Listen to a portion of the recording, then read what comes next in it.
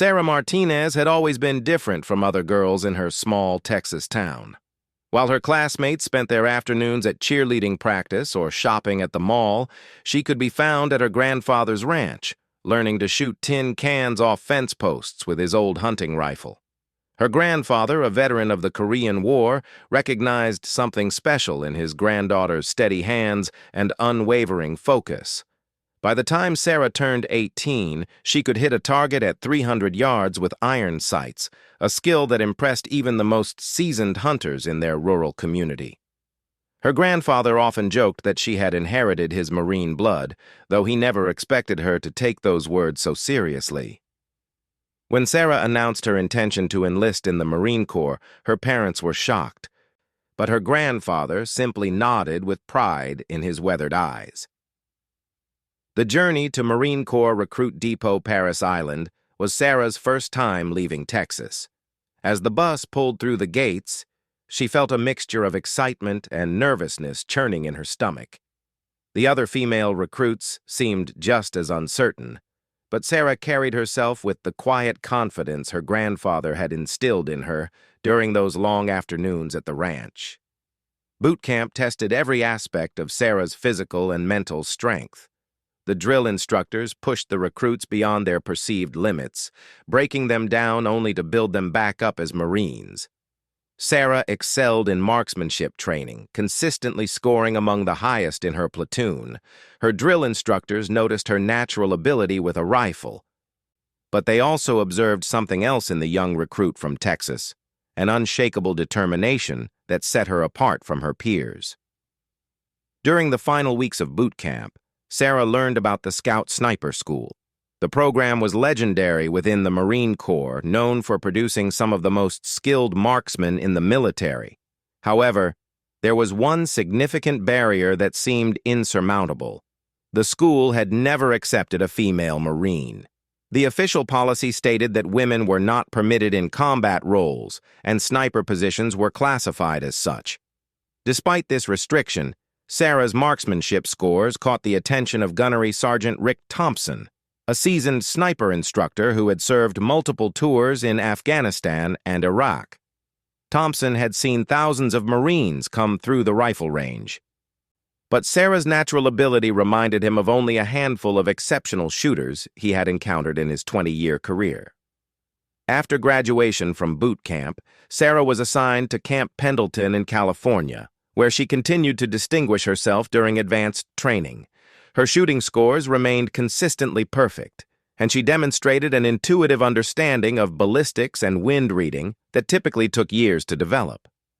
Word of her abilities began to spread among the sniper community at the base. Gunnery Sergeant Thompson found himself in a difficult position.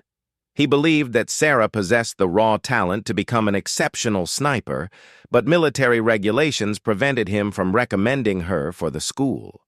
The policy seemed outdated to him, especially considering the changing nature of modern warfare, where female Marines were already serving in dangerous roles, even if not officially designated as combat positions. The breakthrough came during a base-wide marksmanship competition. Sarah was allowed to participate alongside male Marines from various units, including several scout snipers. The competition involved shooting at targets ranging from 200 to 800 meters under various weather conditions. Sarah not only won the competition, but set a new base record that had stood for over a decade. Her performance caught the attention of Colonel Patricia Hayes, one of the highest-ranking female officers at Camp Pendleton. Colonel Hayes had been a vocal advocate for expanding opportunities for women in the Marine Corps and saw Sarah as a potential test case for challenging existing policies.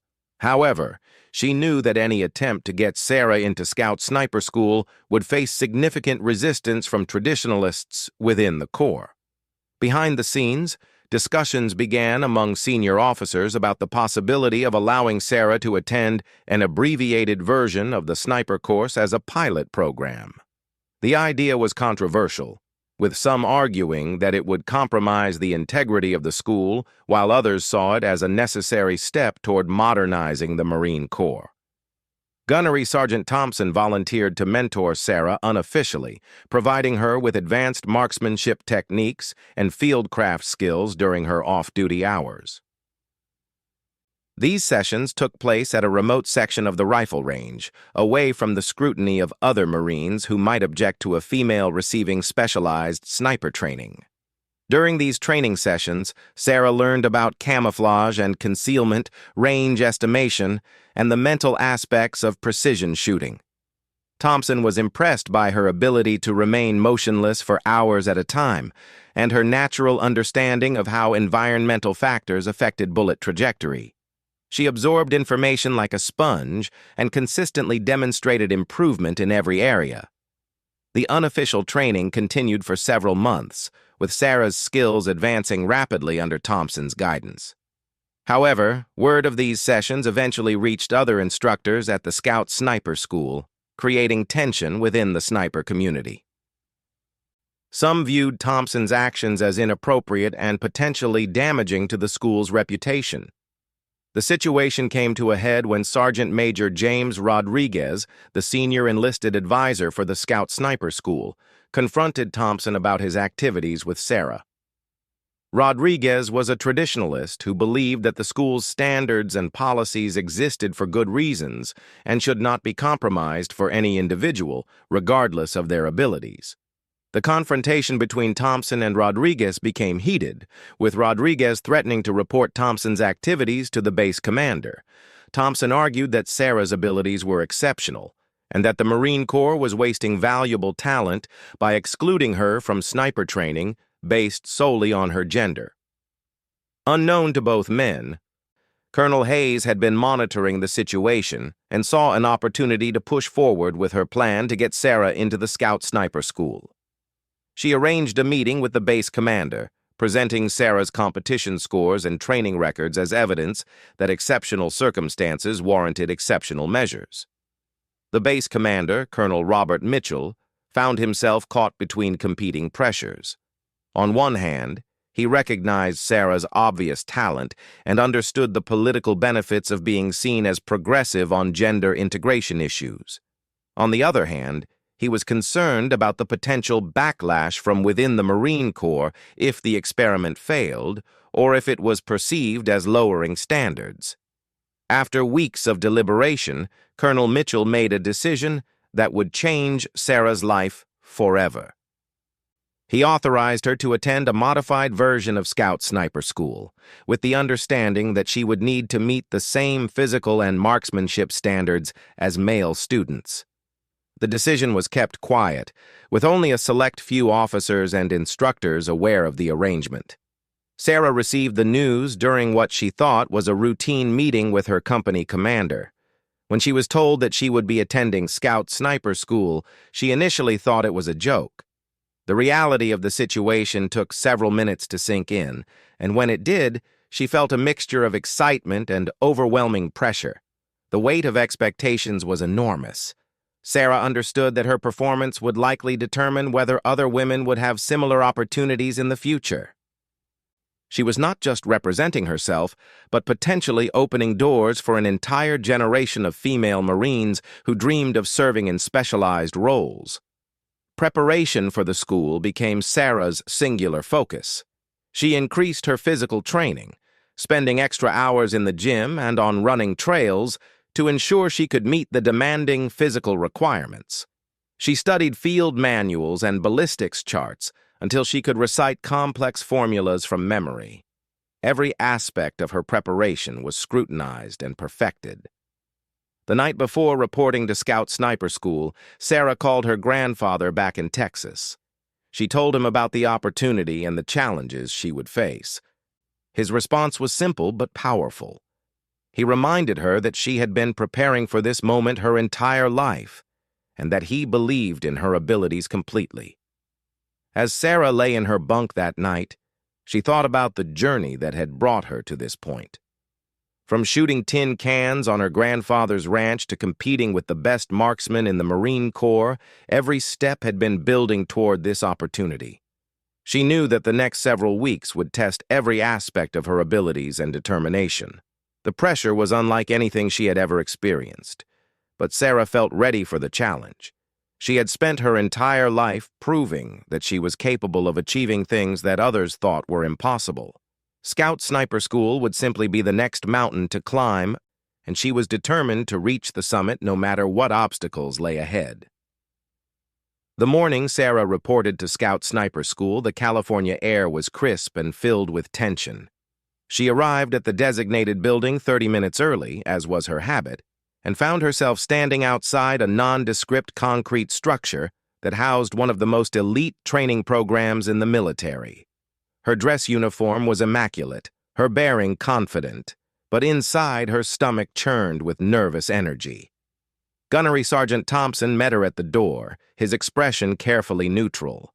He had been selected to oversee her training, partly because of his previous work with her, and partly because the command structure wanted someone who believed in her capabilities to guide the process. However, he made it clear from the beginning that she would receive no special treatment or accommodation during the training.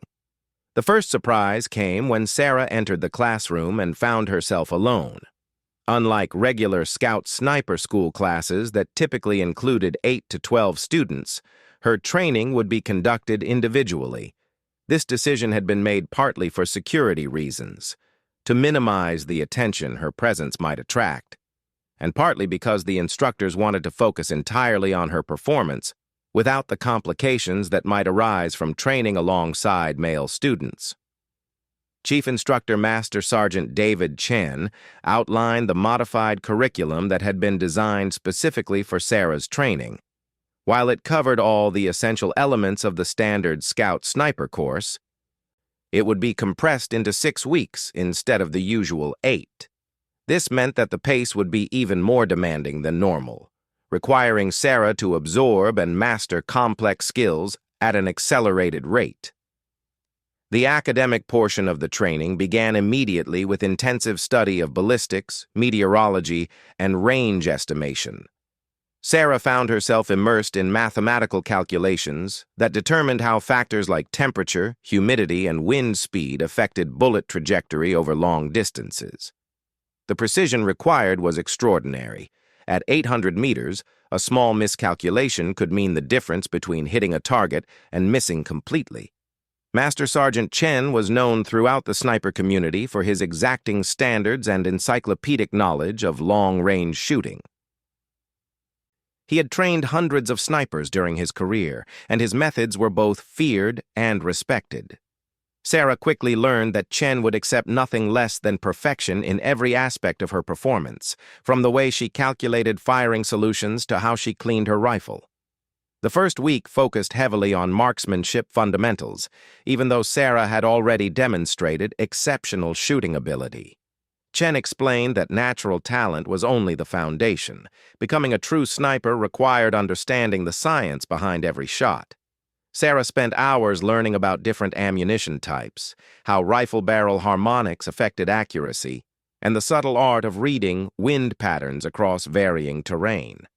Physical training was integrated into every aspect of the curriculum. Sarah learned to move silently across different types of terrain, from rocky hills to dense vegetation. She practiced low crawling for hours at a time, her body scraping against rough ground as she learned to become invisible in the landscape. The physical demands were punishing, but Sarah's years of preparation served her well. One of the most challenging aspects of the training was learning to remain motionless for extended periods while maintaining complete awareness of her surroundings. During one exercise, she was required to lie in the same position for over 6 hours, watching a distant target area through her scope while recording the movement patterns of personnel and vehicles. By the end of the exercise, her body ached terribly, but she had successfully completed the mission requirements. The psychological pressure intensified as word of Sarah's training began to spread despite efforts to keep it confidential. Other Marines at the base started to notice that she was no longer participating in her regular unit activities, and rumors began circulating about her whereabouts. Some of these rumors were supportive, but others were highly critical, with some Marines expressing belief that allowing a woman into sniper training was a dangerous precedent. Master Sergeant Chen seemed immune to the outside pressure, maintaining his focus solely on Sarah's performance and development. He pushed her relentlessly, but Sarah began to recognize that his harsh criticism came from a desire to see her succeed. Chen understood that she would face skepticism throughout her career and that her skills would need to be unquestionably superior to overcome gender-based prejudices.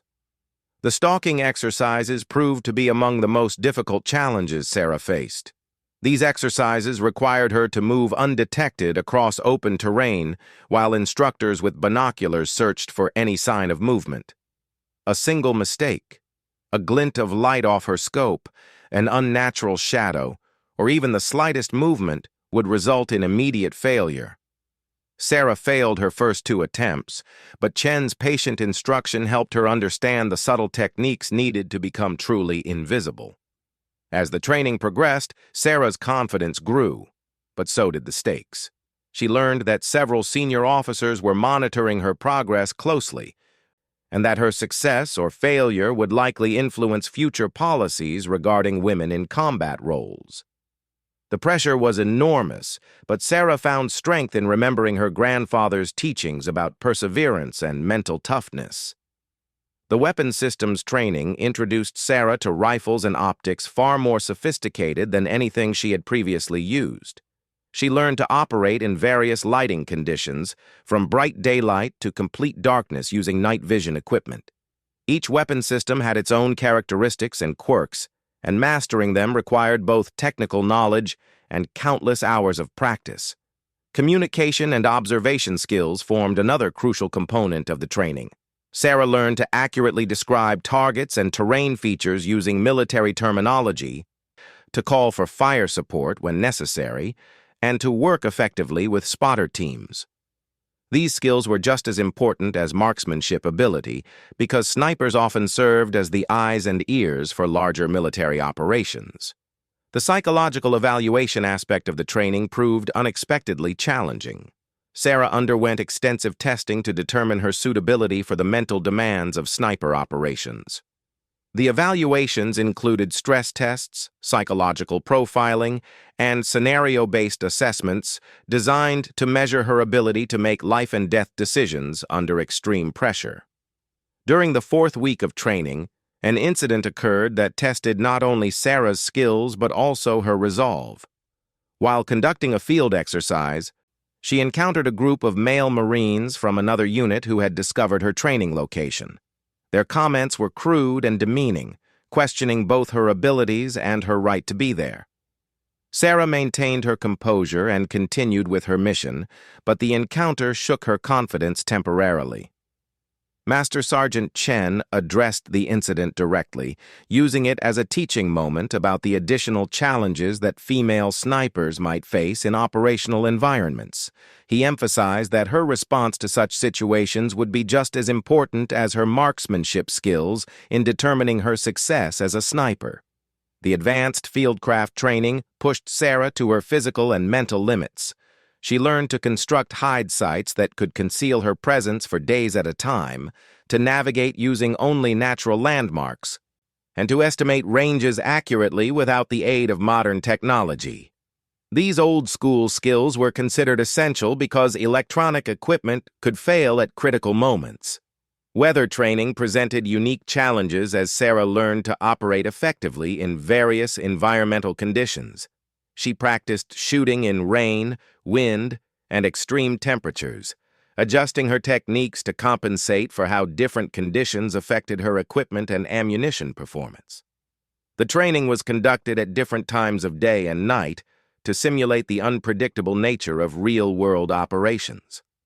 By the 5th week, Sarah had demonstrated proficiency in all major skill areas, but the final examinations loomed ahead. These tests would determine whether she had truly mastered the complex array of skills required to graduate from Scout Sniper School. The standards were uncompromising.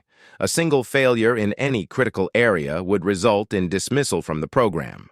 The written examinations covered everything from ballistics calculations to field medicine, terrain analysis to radio protocols. Sarah had studied extensively, but the depth and breadth of knowledge required was staggering. She spent sleepless nights reviewing material, knowing that her performance on these tests would be scrutinized by many people who doubted her capabilities. The practical examinations were even more demanding.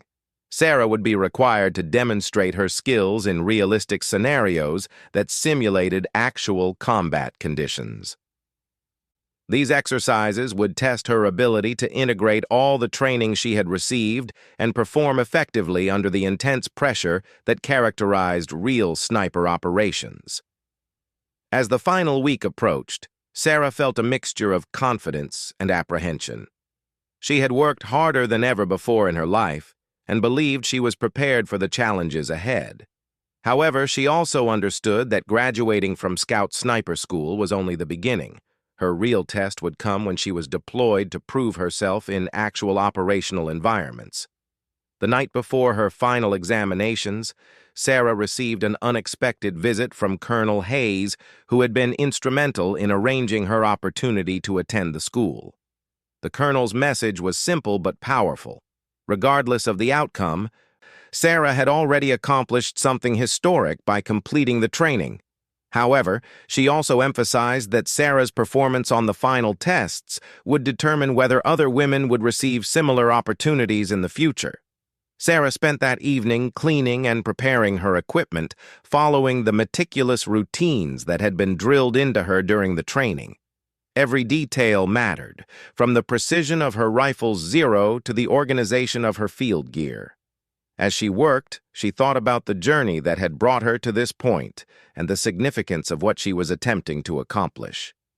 The final examination day arrived with an overcast sky that seemed to mirror the tension surrounding Sarah's historic test.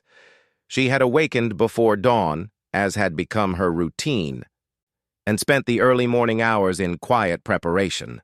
Her rifle was spotless, her equipment organized with military precision, and her mind focused on the challenges ahead. Master Sergeant Chen met her at the armory with an expression that revealed nothing about his expectations.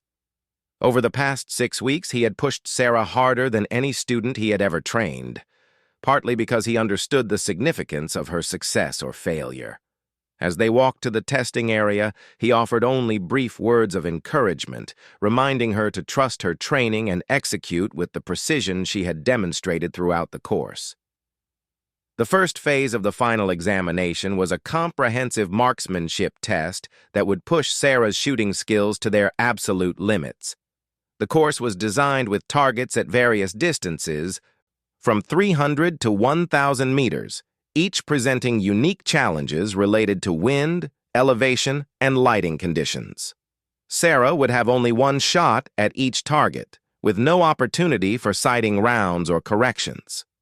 As Sarah settled into her first firing position, she forced herself to slow down and apply the systematic approach that Chen had drilled into her.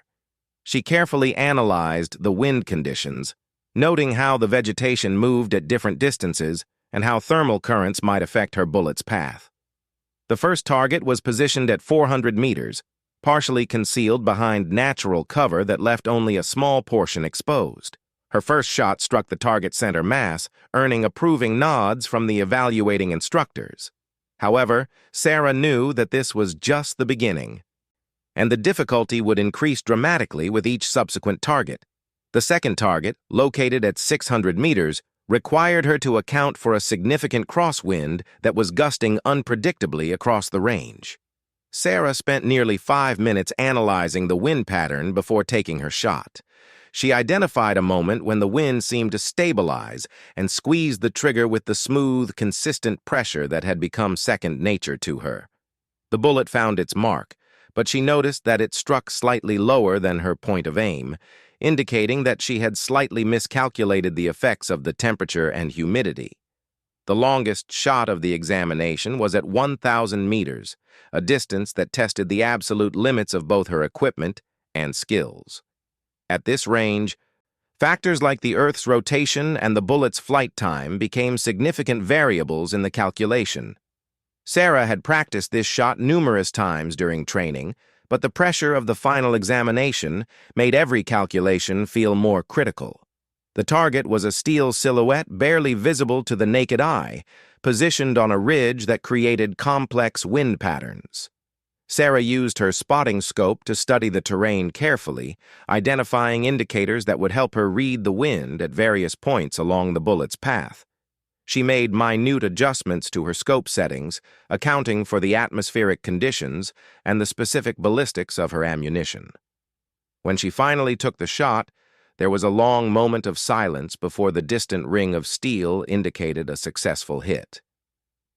The evaluating instructors exchanged glances, clearly impressed by her performance, but the examination was far from over. The marksmanship phase was followed immediately by a complex stalking exercise that would test her ability to move undetected across challenging terrain. The stalking portion required Sarah to approach within 200 meters of an observation post, manned by experienced instructors, armed with high-powered optics. She had to cross approximately 1 kilometer of varied terrain that included open fields, wooded areas, and rocky slopes. The instructors knew the general direction of her approach, but not her specific route or timing. Sarah began the stalk before sunrise, using the low light conditions to mask her initial movement.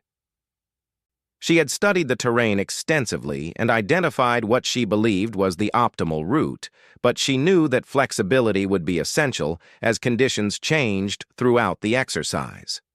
The morning dew would help muffle her movement initially, but as the sun rose and the ground dried, she would need to adjust her techniques.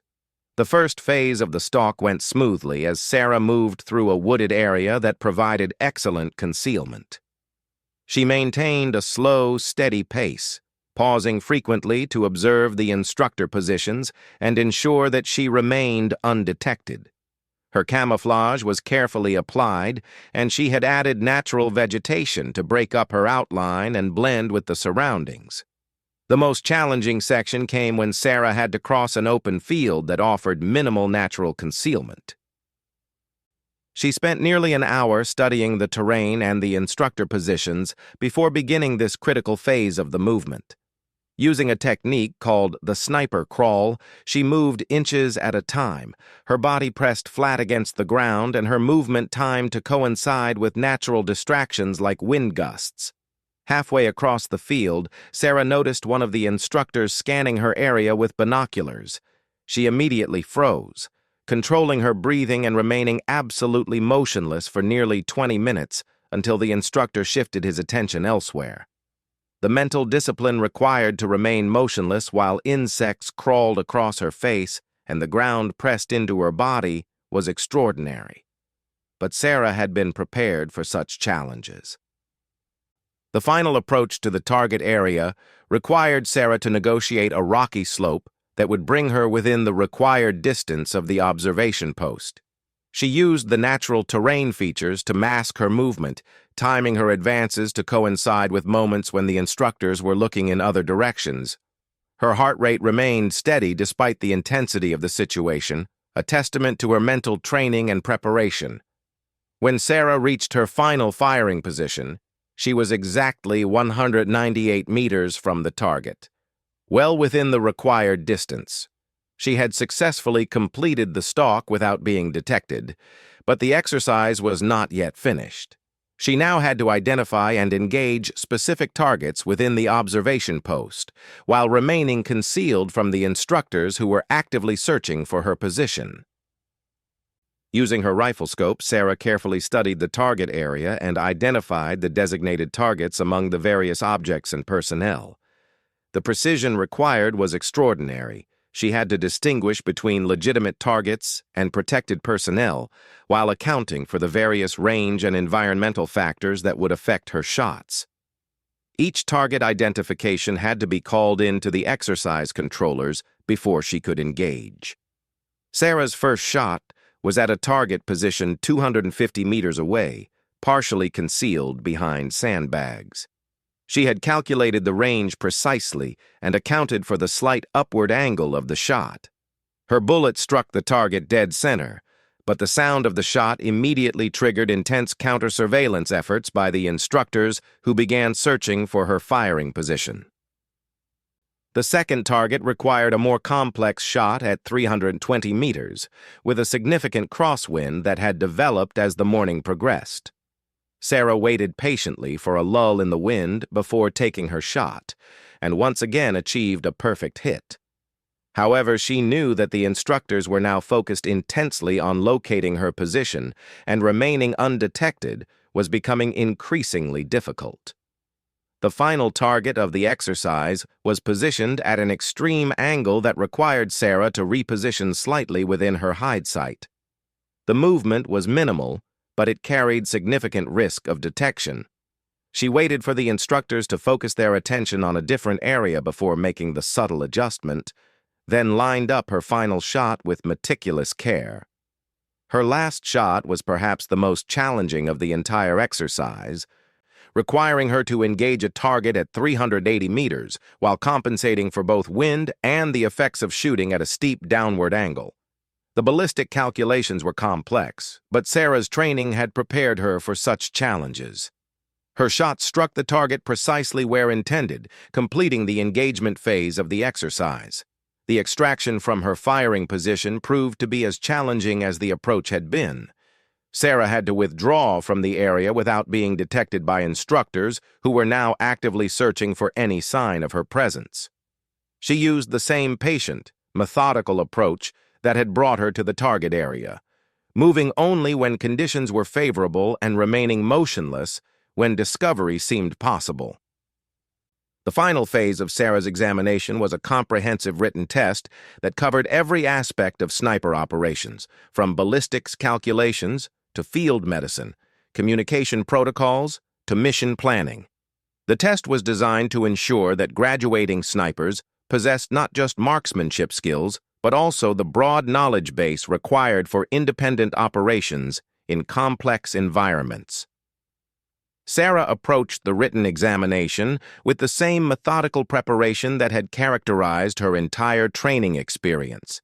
She had studied extensively and felt confident in her knowledge, but she also understood that the pressure of the final examination could affect performance in unexpected ways. Each question required careful analysis and precise answers that demonstrated both theoretical understanding and practical application. The ballistics section tested her ability to calculate firing solutions for various scenarios, including extreme weather conditions and unusual target presentations. Sarah worked through each problem systematically, showing her calculations clearly and double-checking her work before moving to the next question. The mathematical precision required was extraordinary, but her weeks of intensive study had prepared her well. Questions about fieldcraft and camouflage required detailed written responses that demonstrated her understanding of how to operate undetected in various environments. Sarah drew on her recent practical experiences to provide comprehensive answers that showed not just theoretical knowledge, but also practical wisdom gained through hands-on training. The medical section tested her knowledge of battlefield first aid and emergency medical procedures that snipers might need to perform in isolated locations. Sarah had spent considerable time studying field medicine, understanding that snipers often operated independently and needed to be prepared for medical emergencies affecting themselves or their teammates. Communication and mission planning questions evaluated her ability to integrate sniper operations into larger military missions and to work effectively with various types of units and command structures. These questions required strategic thinking and an understanding of how sniper capabilities could be employed most effectively in different operational scenarios. When Sarah completed the written examination and turned in her papers, she felt a mixture of relief and continued tension. She had performed to the best of her abilities throughout the entire testing process, but she would not know the results until the evaluating committee had reviewed all aspects of her performance. The waiting period that followed was perhaps the most difficult part of the entire experience. Master Sergeant Chen found Sarah later that evening and informed her that the evaluation committee had completed their review. His expression was carefully neutral, revealing nothing about the outcome, as he escorted her to the conference room where the results would be announced. Sarah's heart pounded as they walked. but she maintained her military bearing and prepared herself for whatever decision awaited her. The conference room contained the full evaluation committee, including Colonel Mitchell and several other senior officers who had been monitoring Sarah's progress throughout the training. Master Sergeant Chen took his position alongside the other instructors, while Sarah stood at attention in front of the assembled group, waiting for the announcement that would determine her future. Colonel Mitchell stood and addressed Sarah formally, acknowledging the historic nature of her training and the significance of the moment. He noted that her performance had been evaluated according to the same standards applied to all Scout Sniper School candidates, with no accommodations or modifications made because of her gender. The committee had assessed her performance in every area of the curriculum and had reached their decision based solely on her demonstrated abilities. The announcement, when it came, was delivered with military precision, but contained words that would change Sarah's life forever. She had not only passed the Scout Sniper School examination, but had achieved scores that ranked among the highest in the school's history. Her marksmanship scores were nearly perfect. Her fieldcraft demonstration was exemplary, and her written examination results showed mastery of all required subject areas.